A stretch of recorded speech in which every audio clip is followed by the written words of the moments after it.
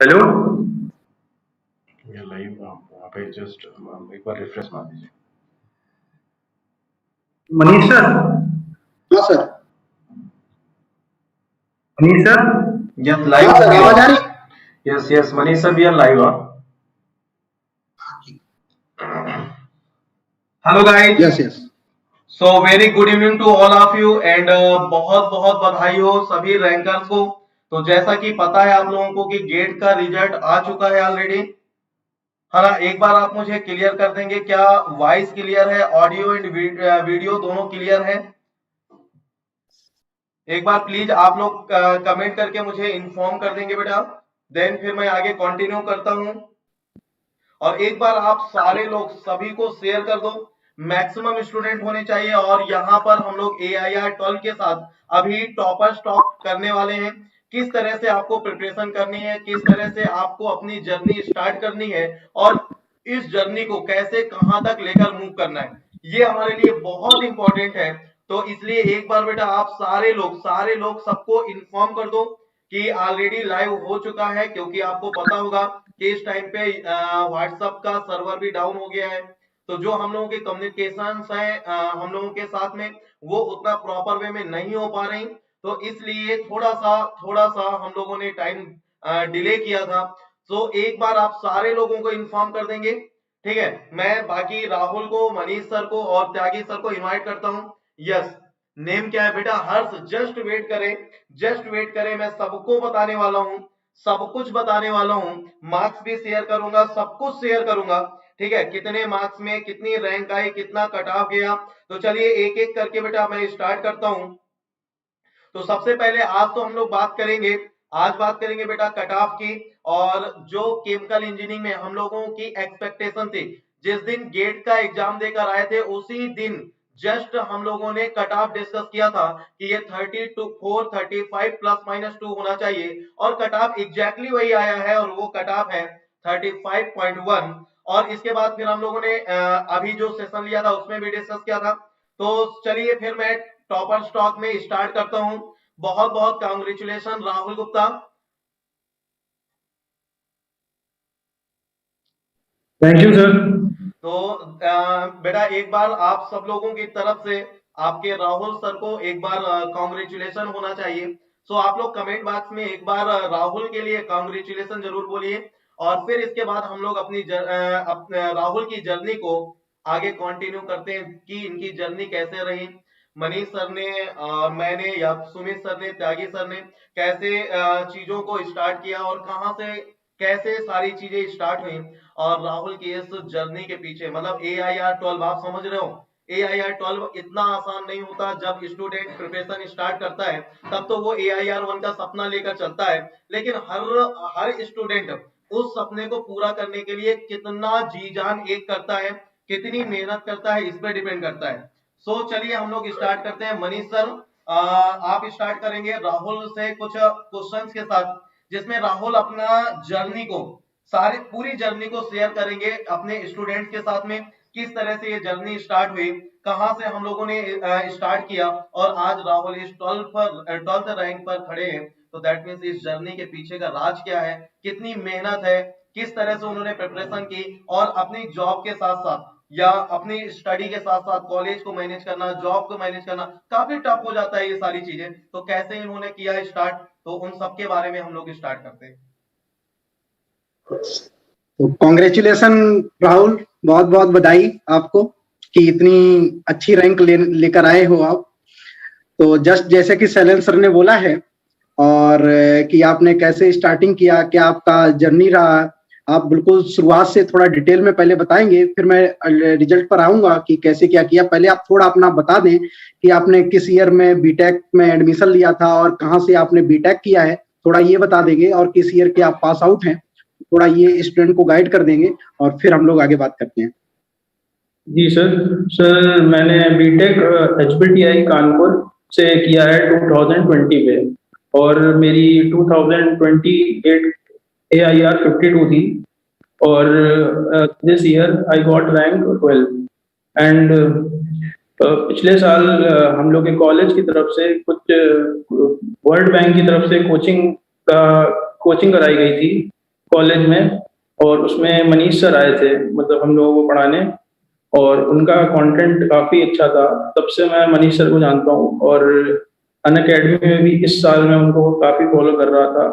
और और यही सर प्रिपरेशन सर मैंने, और इस साल मैंने रिलायंस भी ज्वाइन करी थी, जो कि मेरा कॉलेज से कैंपस प्लेसमेंट हुआ था। तो सर उसके साथ मैंने जो सर एक्चुअली मेरे पास नोट्स तो थे ही आपके, और सर कंटेंट के लिए मैं काफ़ी पहले यूट्यूब में आप को फॉलो करता था, और उसके बाद सर मैंने आपको अनअकैडमी में ही फॉलो किया। तो जी, अच्छा, राहुल बहुत बहुत बहुत अच्छा ये जर्नी के लिए। और जैसे कि AIR टॉप 10 टॉप 20 लाना इतना आसान नहीं होता। तो इसके पीछे स्टूडेंट्स को एक बार आप ये बताइए कि किस तरह से आपने प्रिपरेशन की, कितना पर डे आपने सेल्फ स्टडी की, आपने बुक्स फॉलो किए, और कैसे कैसे आपने अपनी जर्नी कंटिन्यू रखी, किस तरह से मोटिवेट रहे, और किस तरह से कंटिन्यूशन आपने बना के रखा, तब आप ये रैंक अचीव कर पाए। तो वो थोड़ा सा अपना जो एक्सपीरियंस है, मैं चाहता हूँ आप अपने स्टूडेंट्स के साथ, हमारे स्टूडेंट्स के साथ शेयर करें। एक्चुअली सर कि जो एक्चुअली मेरी पिछले साल 52 रैंक थी। उसके बाद सर मैं जो इस साल की जो प्रिपरेशन थी वो मेरी, वो सर मैं जब जैसे इंटरव्यू की प्रिपरेशन करता था, तो उसमें ही मेरी प्रिपरेशन हो जाती थी, उसी में ही मैं लेक्चर्स देख लेता था यूट्यूब में या अनअकैडमी में। तो सर उसी के साथ मैं इंटरव्यू की भी प्रिपरेशन करता था, और सर गेट की भी उसी के साथ कर रहा था। तो सर वैसे ही मैंने इस साल प्रिपरेशन करी है। तो दैट्स ऑल। तो कॉन्ग्रेचुलेशन राहुल, सबसे पहले तो मेरी तरफ से आपको बहुत बहुत कॉन्ग्रेचुलेशन, और आई होप कि आपने जो चाहा था वो आपको मिल गया है, और इस बार आपने जो PSU आप चाहते हैं वो PSU भी आपको मिलेगा। तो जस्ट वही है, कल की कहानी कुछ और थी और आज कहानी एकदम से बदल गई है। आज आपकी रैंक 12 है। कल आप एक सिंपल, हम लोग जस्ट बात करें, कल हम नॉर्मल थे, आज हम खास हो गए हैं। तो जस्ट अभी सबसे पहले तो पूरी केमिकल टीम की तरफ से आपको बहुत बहुत कॉन्ग्रेचुलेशन। और जस्ट बच्चों का हमेशा क्वेरी रहता है कि जैसे अभी नेक्स्ट ईयर आने वाला है, अभी तो जस्ट अभी जो होना था वो तो हो गया। इट में भी बहुत सारे बच्चों ने बहुत सारी मेहनत की होगी, बहुत सारे कुछ अचीव कर गए, बहुत सारे कोई भी है कुछ अचीव नहीं कर पाया होगा।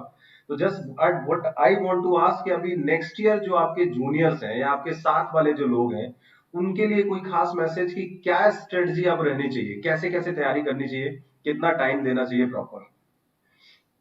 सर एक्चुअली क्या है कि स्टार्टिंग तो अभी से कर देनी चाहिए, अच्छा। क्योंकि एक्चुअली सर सिलेबस काफी बड़ा है, 12 सब्जेक्ट्स हैं। तो सर एक्चुअली पूरा 1 ईयर लग जाता है टाइम। और सर आजकल तो काफी कंटेंट अवेलेबल है, तो सर उसको उससे प्रिपरेशन करेंगे तो सारे डाउट्स भी सॉल्व हो जाएंगे। और बाकी बुक्स, थोड़ा बुक्स की रीडिंग करनी चाहिए एज पर इंटरव्यू।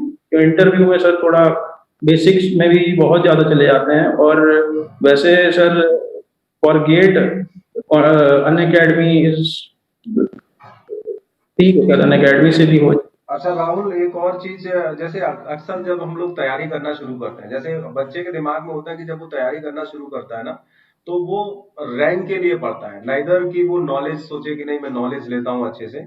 तो बेटर ये रहेगा कि हम रैंक सोच के पढ़ें, या ये बेटर रहेगा कि हम एक बार पढ़ें, हम सारी चीजें तैयार करें और रैंक खुद ब खुद आ जाएगी? सर एक्चुअली क्या होता है कि जब बीटेक में थे हम लोग, तो सर हम लोग जो फर्स्ट ईयर से जो थर्ड ईयर तक पढ़ाई करते हैं, वो उसमें सर नॉलेज गेन करने के लिए हो जाता है।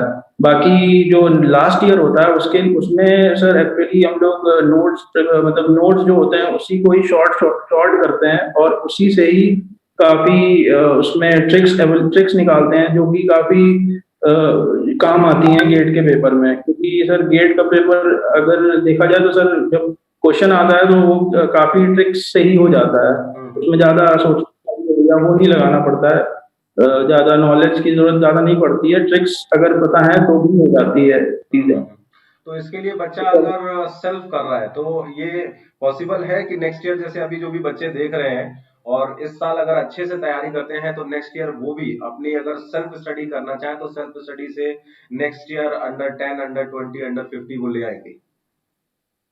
सर थोड़ा गाइडेंस तो चाहिए होता है, सेल्फ स्टडी से आप मतलब एक्चुअली गेट में नंबर 50 के अप्रॉक्स तो ला सकते हैं, बट सर थोड़ा गाइडेंस चाहिए होता है कि किस डायरेक्शन पे वर्क करा जाए, किस डायरेक्शन पे मतलब कितने कंटेंट क्लियर होना चाहिए और ट्रिक्स पता होनी चाहिए, तो सर वो रैंक लाने में काफी मदद करती है। डेफिनेटली राहुल, जैसा कि आपने बोला कि मतलब एक गाइडेंस चाहिए होता है। सो सेल्फ प्रिपरेशन में थोड़ा सा ये प्रॉब्लम तो होती है, क्योंकि सेल्फ में हमें कई बार यही नहीं पता होता कि कितना सिलेबस कवर करना है, ये टॉपिक इंपॉर्टेंट है या इंपॉर्टेंट नहीं है, इस टॉपिक से क्वेश्चन आएगा या नहीं आएगा। लेकिन जब आप किसी के गाइडेंस में मूव करते हैं, तो अब जैसे फैकल्टीज है या हम लोग हैं, तो हम लोगों को पता है कि इस टॉपिक से इतना इतना क्वेश्चन आने का चांस है। जैसा कि इस बार भी हम लोगों ने जो भी क्रैश कोर्स के मीडियम से या फिर हम लोगों ने टेस्ट सीरीज या फिर टेस्ट से बच्चों को जो भी डेटा और जो भी कंटेंट प्रोवाइड किया, 84 मार्क्स का इस बार गेट एग्जाम में आया। तो ये बात तो सही है कि मतलब गाइडेंस की तो नीड रहती है। तो अगर मैं आपसे पूछूं कि जैसे YouTube का कंटेंट है, सिर्फ YouTube के कंटेंट से इतनी अच्छी रैंक लाई जा सकती है या उतने डेडिकेशन के साथ एक पेड कोर्स के साथ मूव करना चाहिए, तो इसमें आपकी क्या राय होगी? क्योंकि यहाँ पर YouTube के बहुत सारे स्टूडेंट हैं और वो ऑलरेडी हम लोगों को फॉलो कर रहे हैं। तो उन लोगों का कई बार मेरे से ये क्वेश्चन होता है कि सर आप बताइए ना, अगर आप बोलेंगे तो मैं प्लस का कोर्स ले लूंगा और आप बोलेंगे तो मैं यूट्यूब से फॉलो कर लूंगा। तो मैं नहीं बताना चाहता, क्योंकि मैं बोलूंगा तो बच्चों को लगेगा शायद मैं इसलिए बोल रहा हूं। तो आपका क्या मानना है कि स्टूडेंट्स को यूट्यूब से मतलब 80 प्लस मार्क्स ला सकता है, या फिर एक डेडिकेटेड कोर्स होना चाहिए, कंटिन्यू कोर्स होना चाहिए, और जिससे वहां से अगर कंटिन्यू करें तो बेटर रैंक ला सकते हैं? तो ये मैं आपसे जानना चाहता हूँ। सर जैसा मैंने कहा सर, YouTube से नोट्स बन जाएंगे आपके, क्योंकि उसमें काफी कंटेंट पड़ा हुआ है। बट सर उनको क्या मतलब सर, काफी बड़े हो जाएंगे वो नोट्स, उसको लास्ट टाइम आप जब रिवीजन करेंगे तो उसको ही रिवाइज करने में काफी टाइम लगेगा। बट सर जो कंटेंट आपको अनअकैडमी में मिलेगा, तो सर वो काफी शॉर्ट्स में होगा, लास्ट के लिए काफी हेल्पफुल होता है, क्योंकि लास्ट समय में ही काफी रिवीजन करना पड़ता है। रिवीजन सर काफी मैटर करता है रैंक के लिए, क्योंकि सर एक्चुअली मेरा भी रिवीजन लगभग 5 से 6 बार हुआ था, आखिरी आखिरी में हो गया था। तो सर वो भी सर पूरा पूरा नहीं कर सकते, वो मेन चीजें क्या हैं जिससे जिससे जिससे ज्यादा आता है। ऐसे बुक से भी पढ़ेंगे तो आप ऐसा नहीं कि बुक से पूरा पढ़ें, क्योंकि सर उसमें स्टिक करना होता है कि कौन सी चीज ज्यादा पूछी गई है, प्रीवियस ईयर को स्टिक करना होता है। तो उस पे वर्क यूट्यूब पे तो पूरा पड़ा है, उसमें उस पे तो बहुत बड़े नोट्स आपके बन जाएंगे, तो वो लास्ट के लिए हेल्पफुल नहीं रहेंगे। तो ये गाइस, काफी जैसा कि उसमें आप हाँ, जैसा कि आप लोगों ने सुना, और राहुल भी यही बता रहे हैं, और कुछ मैं देख रहा हूँ जो प्लस के स्टूडेंट हैं वो अलग ही खुश हैं, क्योंकि ऑलरेडी उन्होंने 1 मंथ पहले जर्नी स्टार्ट कर दी है। सो ये मतलब रियल फैक्ट है बेटा। अगर मैं ये नहीं बोल रहा कि आप सेल्फ स्टडी से रैंक नहीं ला सकते, बिल्कुल ला सकते हैं। बस उसके लिए ना आपको 200% मोटिवेट रहने की नीड है। हम लोगों को तो राहुल ने ऑनलाइन फॉलो किया, ऑनलाइन चीजों को मतलब जिस तरह से आगे कंसिडर किया, लेकिन मनीष सर ने एचबीटीआई में ऑफलाइन में उनको पढ़ाया हुआ है, राहुल को ऑफलाइन में पढ़ाया है, राहुल को मतलब फेस टू फेस पढ़ाया है, तो उनकी कुछ फीलिंग ही अलग है। तो मनीष सर, मैं चाहता हूं कि आप अपनी फीलिंग एक्सप्रेस करो और राहुल से मतलब आप कुछ क्वेश्चंस करो, जिससे कि राहुल मतलब बेटर वे में उनको रिप्रेजेंट कर सके। सर बस जब मैं सर इनको पढ़ाता था तो एक नॉर्मल जो रैंकर नहीं होते हैं, जो सर बिल्कुल शांत रहते हैं क्लास में, उस तरीके से ये गेस्चर रखते थे। और जब कभी बीच में एक दो क्वेश्चन का रहता था तो वो बड़ा काफी मतलब क्वेश्चन रहता था लॉजिकली, तो मैं वहां से इनको समझ गया था कि कुछ तो रैंक तो अच्छा आएगा। तो इन्होंने पिछली बार रैंक लेकर आए थे, काफी अच्छी रैंक थी, 2 डिजिट रैंक थी, 52 रैंक इन्होंने पिछली बार लाई। और इनका अभी आईओसीएल का रिजल्ट नहीं आया है, तो हो सकता है सर उसमें इनका सिलेक्शन हो जाए, अभी रिजल्ट उनका बचा हुआ है। और इस ईयर से तो इस ईयर तो हर पीएचयू में इनका सिलेक्शन होएगा ही।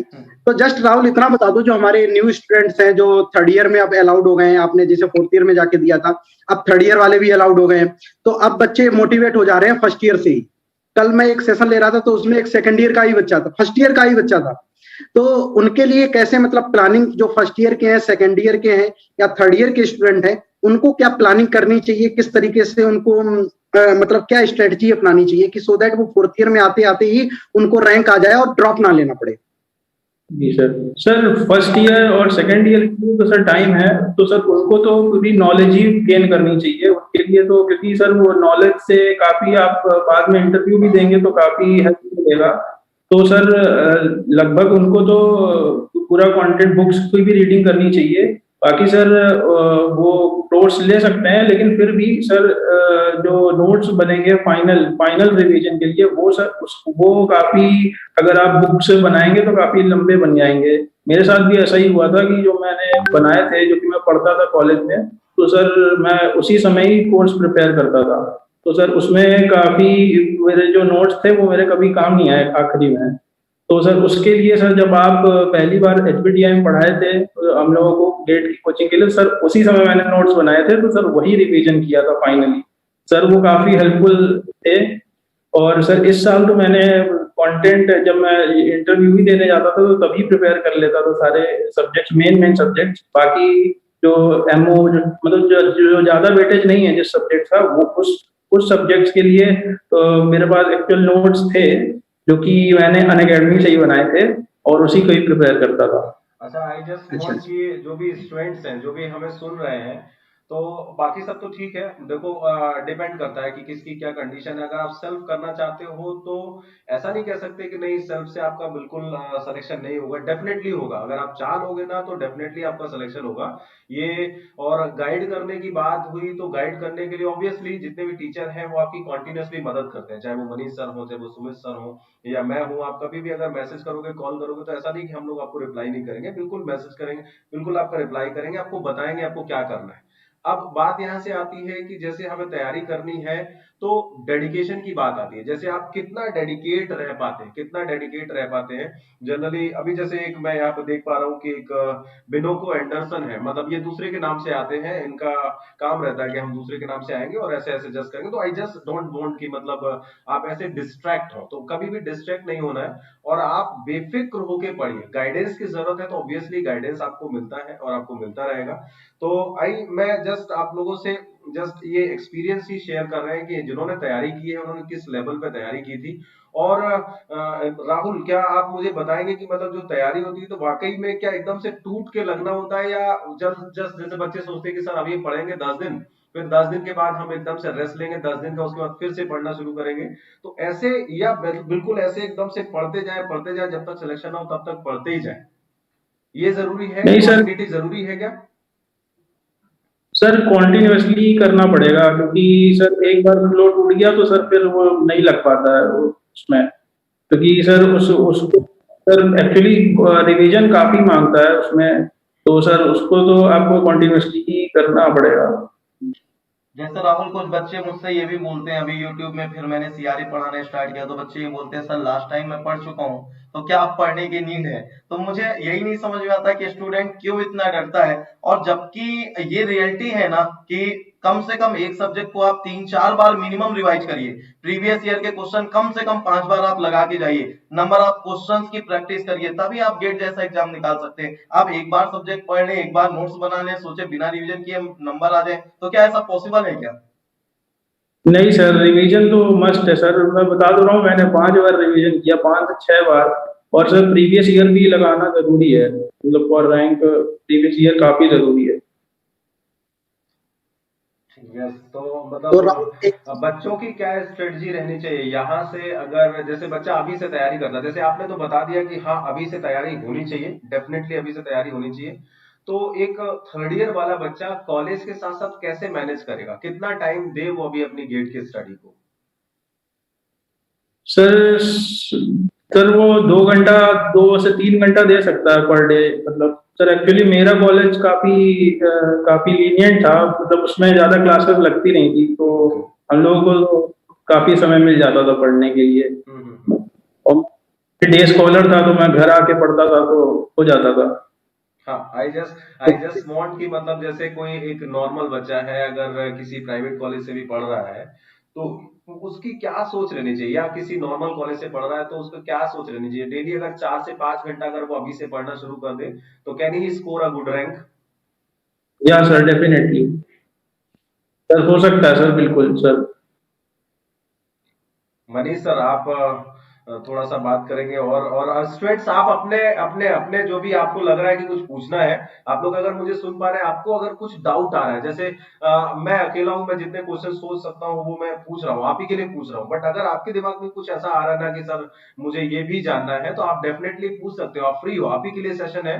और सर जो है, अभी तो आपके लिए सर हो गए, राहुल सर है ना, तो आपको जस्ट क्वेश्चन पूछने हैं, और पूछने के अलावा आपको जस्ट उनसे सजेशंस लेना है। बिकॉज नेक्स्ट ईयर आप भी यहाँ पे बैठे दिखने चाहिए, है ना। नेक्स्ट ईयर यहाँ पे मतलब सारे के सारे लोग होने चाहिए, और एक साथ 8 से 10 लोगों का इंटरव्यू हो एक साथ। आई जस्ट वांट कि आप लोग मतलब सब लोग अभी से तैयारी करना शुरू कर दो और प्लान कर लो। इसलिए पूछो कि क्या करना है, कैसे करना है, ताकि हम लोग नेक्स्ट ईयर अच्छे से प्लान कर पाए, नेक्स्ट ईयर अच्छी रैंक अचीव कर पाए। राहुल, जैसा कि मैं भी एचबीटीआई का स्टूडेंट रहा कभी, फिर उसके बाद मैं एचबीटीआई में फैकल्टी भी रहा, और इसके बाद अब गेट की फील्ड में हूँ। तो जैसा एचबीटीआई का माहौल मैं भी जानता हूँ और आप भी जानते हैं, वो तो ठीक है, लेकिन बहुत सारे गवर्नमेंट कॉलेज ऐसे हैं जिन कॉलेजेस में या फिर मैं कई प्राइवेट कॉलेज की बात करूँ, केमिकल की फैकल्टी ही नहीं है।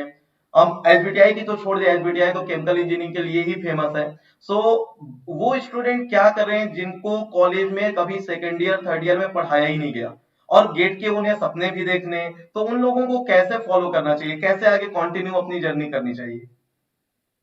सर एक्चुअली सर उन वो लोग ऐसा कर सकते हैं कि सर वो अपने पहले कॉन्सेप्ट क्लियर कर सकते हैं। अगर वो फर्स्ट ईयर सेकंड ईयर के हैं तो उनके पास लगभग 3 साल या 2 साल का टाइम है। तो सर वो लोग अपना बुक्स रीडिंग करें, वो लोग स्टार्टिंग से ही प्रिपरेशन करें और बहुत कायदे से सारे सारे अपने फैक्ट्स क्लियर करते चलें। और ये नहीं सिर्फ गेट से ही स्टिक रहें, बट अपने most of the concept clear रखें। तो सर वो पर डे अगर अगर वो फर्स्ट ईयर सेकंड ईयर में है तो सर पर डे वो 3 घंटे भी देंगे अपने सब्जेक्ट्स को क्लियर करने के लिए, तो सर काफी पॉसिबल है। फाइनल थर्ड ईयर तक आते आते हो जाएगा कोर्सेज जैसा कंप्लीट। कि राहुल, हम लोग अभी YouTube में 3 सब्जेक्ट लेके चल रहे हैं, पर डे 3 सब्जेक्ट की 1 से 1.5 घंटे का क्लास रखते हैं, और उसके बाद बोलते हैं कि जितना आपने YouTube में हम लोगों से क्लास पढ़ी उतना ही आप सेल्फ स्टडी भी करो। तो अगर ये अभी से 6 घंटे पर डे दें, और हर सब्जेक्ट की एक रेफरेंस बुक लेके चलें, कोई भी स्टैंडर्ड बुक ले लें, एक सब्जेक्ट की एक, तो क्या ये यहाँ से ऐसा करते हुए और कॉन्टिन्यूअसली गेट एग्जाम तक ये फॉलो कर लें, दिसंबर तक सारे सब्जेक्ट का रिवीजन भी हो जाए, सारा सब्जेक्ट अच्छे से कवर हो जाए, और जनवरी में पूरा टेस्ट सीरीज और नंबर आप क्वेश्चंस की प्रैक्टिस कर लें, तो क्या ये टॉप 10 टॉप 20 रैंक ला सकते हैं? सर बिल्कुल ला सकते हैं सर, अगर सारे कॉन्सेप्ट क्लियर हैं। और वहाँ पे सर काफी सर वो 3 घंटे भी काफी मैटर करते हैं सर। उसमें कैसा आपका माइंड वर्क कर रहा है और क्या उसमें जो क्वेश्चंस आए हैं क्या उससे आप रूबरू थे पहले से ही, तो सर वो सब पे से भी काफी डिपेंड करता है। लेकिन सर लाई जा सकती है बिल्कुल, प्रिपरेशन अगर अच्छी है और सर कॉन्सेप्ट क्लियर हैं तो सर लाया जा सकता है। तो आपने सबसे ज्यादा कौन कौन से सब्जेक्ट को फोकस किया? कई स्टूडेंट ये क्वेश्चन पूछ रहे हैं कि सबसे ज्यादा सर फोकस किस पे किए हैं, और कौन सा सब्जेक्ट ज्यादा इंपॉर्टेंट है, किसकी प्रैक्टिस ज्यादा करनी चाहिए? तो ये एक बार थोड़ा सा स्टूडेंट्स को डाउट है वो क्लियर करें। सर सर जैसे जो काफी हाई वेटेज सब्जेक्ट हैं, जैसे मास ट्रांसफर हो गया और सीआरई हो गई और जैसे एफएम हो गया, सर ये सब्जेक्ट्स पे ही फोकस ज्यादा करें। मतलब इन्हीं में से ही अगर आप काफी अगर स्कोर कर लेते हैं, और ये ही सारे सब्जेक्ट्स आप आगे इंटरव्यू में भी बता सकते हैं, क्योंकि तो आपके सर एक तीर से दो निशान वाली बात हो जाएगी, दो निशाने वाली। तो सर यही जो हाई वेटेज वाले सब्जेक्ट्स हैं, जो कि कोर केमिकल वाले सब्जेक्ट्स हैं, उन पे फोकस करेंगे तो आपको काफी फायदा रहेगा आगे चलकर इंटरव्यू में भी काफी। मतलब बच्चा अभी से तैयारी करना शुरू करे तो कैसे कैसे सब्जेक्ट्स का सीक्वेंस रहना चाहिए? बच्चों का बड़ा डाउट रहता है कि हम कहाँ से स्टार्ट करें। सर जैसे मैं आप बता सकता हूँ अपने कॉलेज के, जब जो मेरे सब्जेक्ट कॉलेज में होते थे, तो जो सेकेंड ईयर से जो कोर्सेज सब्जेक्ट्स थे उनमें से जो जो सेमेस्टर होते थे उन हर सेमेस्टर्स में एटलीस्ट 2 सब्जेक्ट्स वो थे जो कि गेट में आते थे। तो सर मैं उनकी तैयारी उसी समय ही कर लेता था, जो कि और वो उसको ही काफी अच्छा कर लेता था। तो जिससे सर मुझे लास्ट ईयर में बस मेरे पास नोट्स नहीं थे, बस मैं पढ़ लेता था, मैं नोट्स नहीं बनाता था भी, वो भी काफी अच्छे नहीं थे, मतलब बाद में पढ़ नहीं पाता था उनको खुद ही।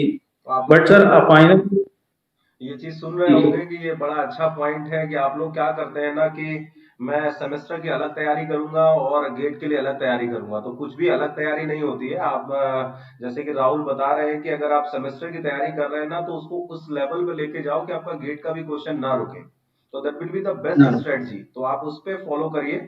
जितने भी लोग कॉलेज गोइंग है ना, तो कॉलेज गोइंग के सब्जेक्ट्स को जस्ट लेट इट गो वाला मत करिए, उसको उसी लेवल पे तैयार कर लीजिए, आपका कॉलेज भी तैयार हो गया और गेट भी तैयार हो गया। मनीष सर, आप कुछ पूछना चाह रहे हैं? मैं काफी देर से जस्ट देख रहा हूँ मनीष सर पूछना चाह रहे हैं, बट हम लोग बोल दे रहे हैं। हाँ सर, ये बोल रहे हैं क्योंकि सर काफी बच्चे जनरली के सेशन में ऐसे रहते हैं कि सेकंड ईयर वाले बोलते हैं कि सर मेरा क्लास है, कॉलेज है, और राहुल भी थे कॉलेज और क्लास, उन्होंने भी लैब अटेंड करते थे, तो कुछ लेते हैं सर मेरी आज लैब है, 5 बजे तक क्लास चल रही है, तो फिर कैसे मैनेज करें। तो जस्ट मैं इनसे ये पूछना चाह रहा हूँ कि आपने जैसे 52 रैंक लेकर आए थे कॉलेज के साथ, 4th ईयर में जब थे तभी 52 लेकर आए थे, तो आप भी कॉलेज अटेंड करते थे, क्लासेस अटेंड करते थे, तो वो मैनेजमेंट जो था वो किस तरीके से प्रिपरेशन को और कॉलेज के वर्क को कैसे आप मैनेज करते थे? ये चीज थोड़ा था, ये रहता है जनरली क्वेश्चन। सर मेरे साथ भी होता था, बट सर आप ऐसा कर सकते हैं कि जैसे आप एक दिन का अगर आपका कम हो गया स्टडी गेट का। हेलो हाँ हाँ हाँ, प्लीज कंटिन्यू करें। सर, अगर एक दिन आपका कम हो गया तो उससे मतलब घबराए ना, आप उसको अगले दिन में ज्यादा समय देके आप कर सकते हैं प्रिपेयर। एक दिन अगर आपका अगर कोई लैग हो रही है तो सर उसी पे ही ध्यान देना पड़ेगा, एक्चुअली वो भी जरूरी है। बट सर अगले दिन आप उसको मैनेज कर सकते हैं और टाइम बढ़ा सकते हैं, किसी दिन काफी टाइम मिल जाता है फ्री, उसमें आप सेटल कर सकते हैं उस स्टडी को। यही करता था सर मैं। और तब 4th ईयर में जैसे आपने तैयारी की थी, तो थोड़ा वो बताइए, मतलब कब तैयारी आपने की थी और कितने टाइम में आपने गेट का कंप्लीट कर दिया?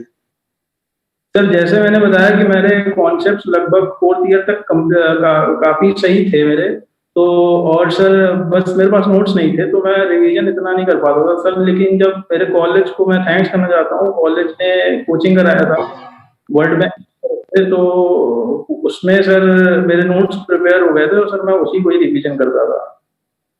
तो सर तो लास्ट में आपका एक क्वेश्चन ये है कि स्ट्रेटजी क्या होनी चाहिए रिवीजन की, लास्ट टाइम कैसे रिवीजन करना चाहिए और किस मंथ में रिवीजन स्टार्ट कर देना चाहिए? रिवीजन आप जितना कर सके उतना कम है, मतलब जितनी बार हो सके उतना। मैंने लास्ट में तो मैंने काफी शॉर्ट्स वाले फॉर्मूले वाले नोट्स बना लिए थे, जिसमें जैसे सीआरई में ही पूरे नोट्स के फॉर्मूले थे मेरे पास। तो नोट्स फॉर्मूले की पूरी 2 पेज की नोट्स थी, तो उसी को ही मैं लास्ट में रिवीजन करता था। लगभग 1 जनवरी से तो मैंने फॉर्मूले की ही रिवीजन किए हैं, क्योंकि सर फॉर्मूले पे ही क्वेश्चन आता है लगभग ज्यादातर, तो वो फॉर्मूले याद रहना काफी जरूरी है। और जैसे सर मैथ्स और एफटी लड़के छोड़ देते हैं सर, एफटी तो मैथ्स ही है, बस वो इंग्लिश का थोड़ा देखना पड़ेगा। बाकी मैथ्स में सर काफी मार्क्स नहीं कम होने चाहिए, क्योंकि सर मैथ्स भी काफी स्कोरिंग सब्जेक्ट होता है बिल्कुल। वो, और वो इजी आता है। केमिकल का तो काफी इजी आता है, तो सर उसमें नंबर कम होना इसका मतलब थोड़ा रैंक पीछे जाने वाला है। नहीं, मैं तो तो हमेशा यही उसमें सिखाता हूँ स्टूडेंट्स को कि 28 मार्क्स जो मैथ और एफटी है, वहां से एनी हाउ आपको 22 से 25 मार्क्स तो गेन करना ही चाहिए, तभी आप बहुत अच्छा रैंक ला सकते हैं। अदरवाइज फिर रैंक तो छोड़ दीजिए, हाँ क्वालिफाई करना 50-60 मार्क्स लाना, और इस बार भी बहुत सारे स्टूडेंट हैं जिनके 50-60 मार्क्स आए हैं। तो अब उन लोगों को क्या करना चाहिए? एमटेक में एडमिशन लेना चाहिए, या अपना टाइम देके एक बार फिर से कंटिन्यू करना चाहिए, या फिर उनके लिए क्या सजेशन होगा जिनके 50 से 60 मार्क्स के बीच में मार्क्स आ रहे हैं? सर जैसे सर अगर जैसे 50 से 60 में बीच में मार्क्स हैं, तो सर अगर उनकी जॉब कहीं लग गई है कैंपस के थ्रू, सर मेरे हिसाब से उनको वहां जाना चाहिए।